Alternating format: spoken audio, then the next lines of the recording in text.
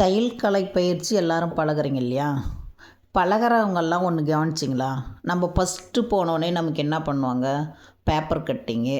Second சின்ன சின்ன ஆடைகளை வடிவமைக்கணும். சின்னதாக ஃப்ராக் பண்ணணும், சின்னதாக ப்ளவுஸ் பண்ணணும், சின்னதாக பாவாடை சட்டை பண்ணணும்.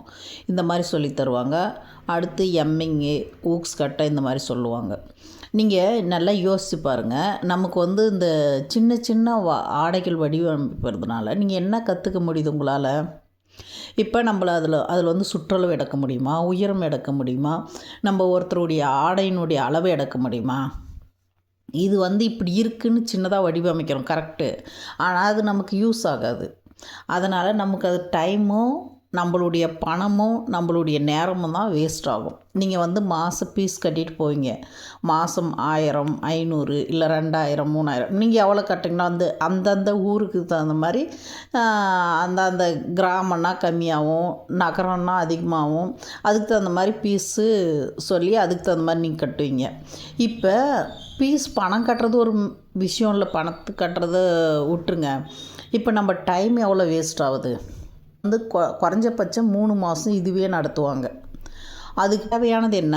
நமக்கு தேவை ப்ளவுஸு, நமக்கு தேவை சுடிதாரு, நமக்கு தேவை ஃப்ராக்கு, நமக்கு தேவை பாவாடை சட்டை, நமக்கு தேவை என்னவோ அதாவது நமக்கு தேவை என்னவோ நீங்கள் கற்றுக்க போகும்போது அந்த பயிற்சி நிலையத்தில் நீங்கள் கேளுங்க. எங்களுக்கு இது மட்டும் போதும், அது மட்டும் சொல்லி கொடுங்க, அது சொல்லித்தர எவ்வளோங்க பணம் அப்படின்னு கேளுங்க, எவ்வளோ ஃபீஸுன்னு கேளுங்க. நீங்கள் போனோடனே எனக்கு பேசிக்லேருந்து சொல்லி கொடுங்க. பேசிக்லேருந்து என்னங்க வரும்? குட்டி ட்ரெஸ்ஸு, அதே மாதிரி பேப்பர் கட்டிங்கு, அதெல்லாம் உங்களுக்கு பேசிக் என்னை பொறுத்தவரையும் உங்களுக்கு நான் எல்லாருக்கும் சொல்கிற அட்வைஸ் என்னன்னா, உங்கள் டைமை விரயமாக்காதீங்க. கிடைக்கிற டைமை சரியாக பயன்படுத்திக்கோங்க. உங்கள் வீட்டிலேருந்து உங்களை அலோவ் பண்ணி அனுப்புகிறாங்கன்னா அதுவே பெரிய விஷயம்.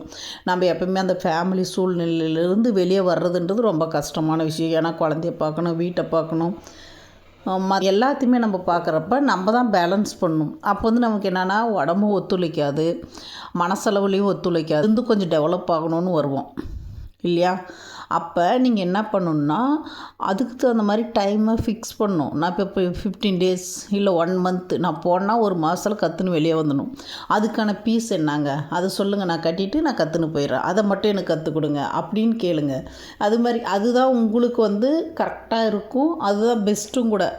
நீங்கள் நிறைய பேர் தெரியாதனால தான் போய் சொல்கிறதெல்லாம் செஞ்சுன்னு ஆல்பம் பண்ணின்னு அது சின்ன சின்னதாக வடிவமைத்துன்னு அதை உங்களால் என்ன பண்ண முடியும்? இப்போது சின்ன ஆர்டர் ரெடி பண்ணுறீங்க, அது உங்களுக்கு என்ன யூஸு? நீங்கள் அதை வச்சு நீங்கள் என்ன கற்றுக்குனீங்க அதை சொல்லுங்கள். இப்போது ஒரு சின்ன ஆடையை நீங்களே கட் பண்ணி பண்ணுறீங்க, ஓகே, அது எல்லாருமே பண்ணலாம். நம்ம சின்ன நம்ம பாப்பா கிட்ட கொடுத்தாலும் பண்ணிடுங்க, நம்ம பசங்களே கூட பண்ணுங்கன்னா கட் பண்ணிடுவாங்க அதை பார்த்து. அது கிராஃப்ட் ஒர்க்கு. இப்போ நம்ம அது கற்றுக்குன்னு நம்ம அதுலேருந்து நம்ம என்ன லேர்ன் பண்ணோன்றது தான் முக்கியம்.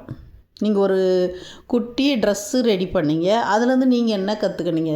அது ஒரு சுற்றளவு எடுக்க கற்றுக்கினீங்களா, இல்லை ஒரு பாடியினுடைய உயரம் எடுக்க கற்றுக்கினீங்களா, இல்லை அவங்களுடைய என்ன அளவை கற்றுக்கினீங்க? எதுவுமே நம்ம கற்றுக்கல. யோசிச்சு பாருங்கள். அதனால் இனிமேல் நீங்கள் எங்கே போனாலும் முதல் நான் என்ன உங்களுக்கு தேவையோ அதை மட்டும் எங்களுக்கு சொல்லி கொடுங்க அப்படின்னு கேட்டு நீங்கள் கற்றுக்கோங்க. அதுதான் பெஸ்ட்டு.